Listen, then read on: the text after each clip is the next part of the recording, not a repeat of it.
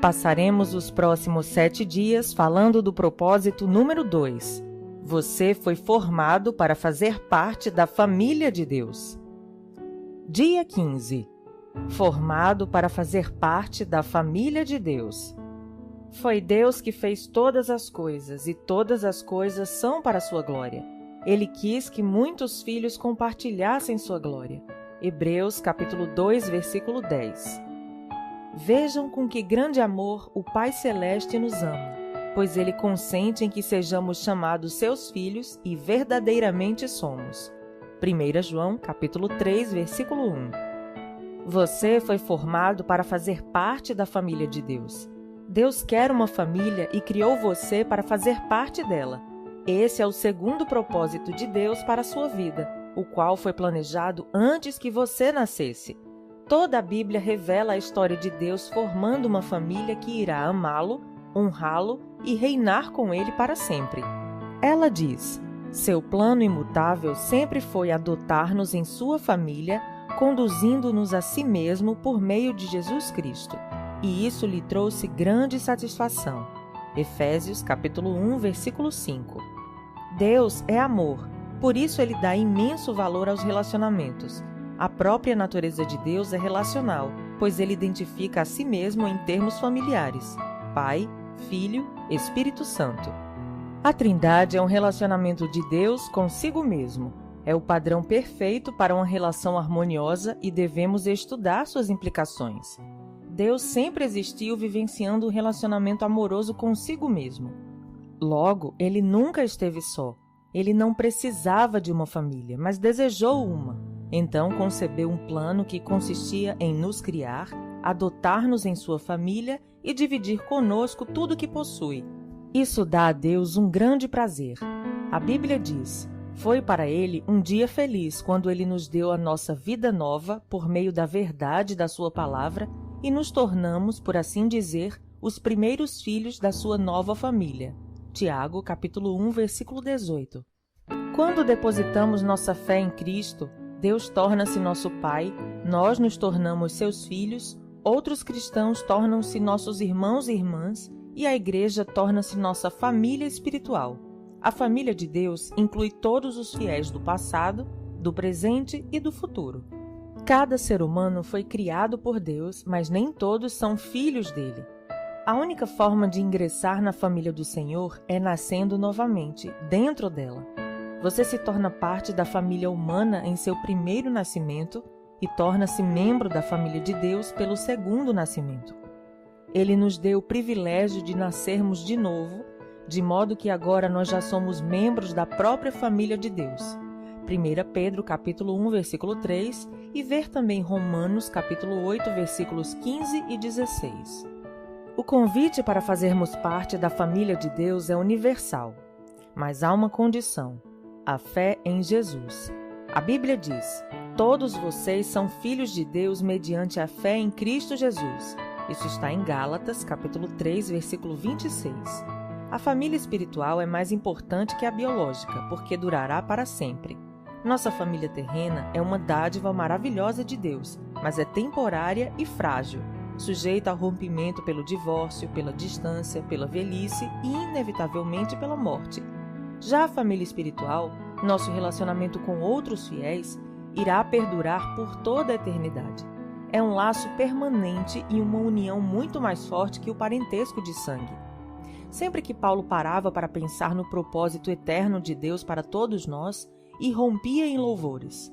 Quando eu penso na sabedoria e na extensão do seu plano, eu caio de joelhos e rogo ao Pai de toda a grande família de Deus, alguns deles lá em cima no céu e outros aqui embaixo na terra. Efésios capítulo 3, versículos 14 e 15. Os benefícios de fazer parte da família de Deus. No momento em que você nasceu espiritualmente na família de Deus, recebeu alguns presentes espantosos: o nome da família, a aparência da família, os privilégios da família, o acesso à intimidade da família e a herança da família. A Bíblia diz: por ser seu filho, tudo o que ele possui também pertence a você. Gálatas, capítulo 4, versículo 7. O Novo Testamento dá grande ênfase à nossa valiosa herança. O meu Deus suprirá todas as necessidades de vocês, de acordo com as suas gloriosas riquezas em Cristo Jesus. Filipenses capítulo 4, versículo 19. Como filhos de Deus, temos parte na fortuna da família.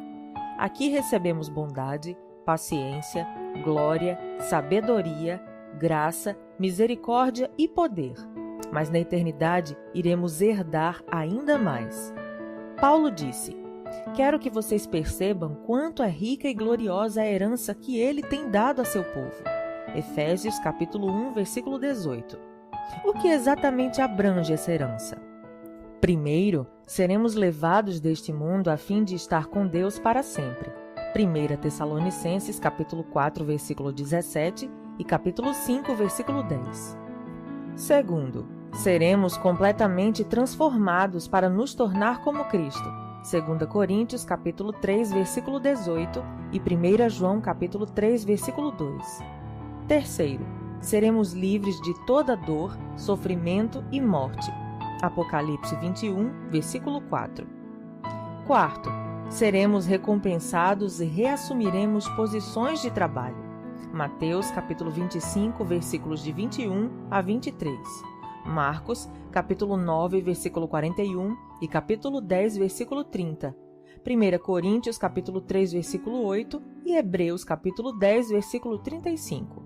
Quinto, participaremos da glória de Cristo.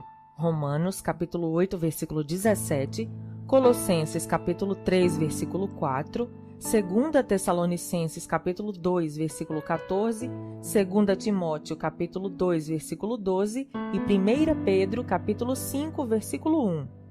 Que herança! Você é muito mais rico do que imagina. A Bíblia diz: Deus reservou uma herança inestimável para seus filhos. Ela está guardada no céu para vocês, pura e incorruptível, isenta de oscilações e da decadência. 1 Pedro capítulo 1, versículo 4. Isso significa que sua herança eterna é inestimável, pura, perpétua e protegida.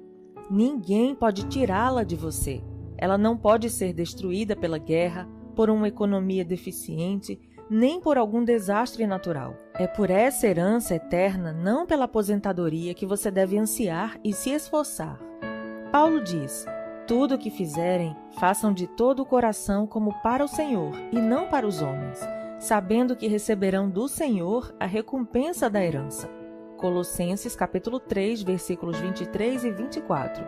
Aposentar-se é uma meta sem grandes perspectivas. Você deveria estar vivendo à luz da eternidade. Batismo. Identificando-se com a família de Deus. A família saudável tem orgulho de si mesma e seus membros não se envergonham de serem reconhecidos como parte dela. Infelizmente, conheci muitos cristãos que, ao contrário do que Jesus ordenou, jamais se identificaram publicamente com sua família espiritual, ou seja, não foram batizados. O batismo não é um ritual facultativo que possa ser postergado. Significa sua inclusão na família de Deus e anuncia publicamente ao mundo: eu não tenho vergonha de ser parte da família de Deus. Você já foi batizado? Jesus ordenou que esse belo ato fosse realizado por toda a família. Ele nos disse: portanto, vão e façam discípulos de todas as nações, batizando-os em nome do Pai, e do Filho e do Espírito Santo. Mateus capítulo 28, versículo 19. Durante anos, esforcei-me para entender por que a grande comissão de Jesus deu ao batismo a mesma importância das grandes missões de evangelismo e edificação. Por que o batismo é tão importante? Então percebi que é por simbolizar o segundo propósito de Deus para a nossa vida, a participação na família eterna de Deus. O batismo é pleno de significado. Ele declara sua fé, comunica a morte e a ressurreição de Cristo, simboliza a morte para a antiga vida e anuncia sua nova vida em Cristo, além de celebrar sua inclusão na família de Deus. O batismo é a representação física de uma verdade espiritual. Representa o que aconteceu no instante em que Deus o trouxe para sua família. Alguns de nós são judeus, alguns são gentios, alguns são escravos e alguns são livres. Mas todos fomos batizados no corpo de Cristo pelo Espírito e todos recebemos o mesmo Espírito.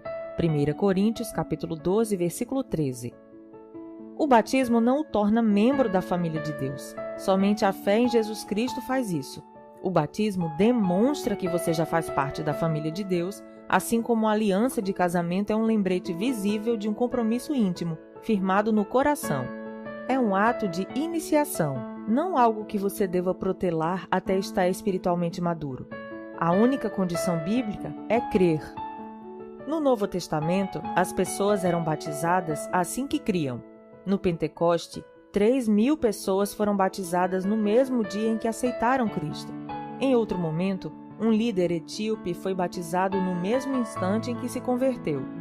Paulo e Silas batizaram um carcereiro filipense e sua família à meia-noite.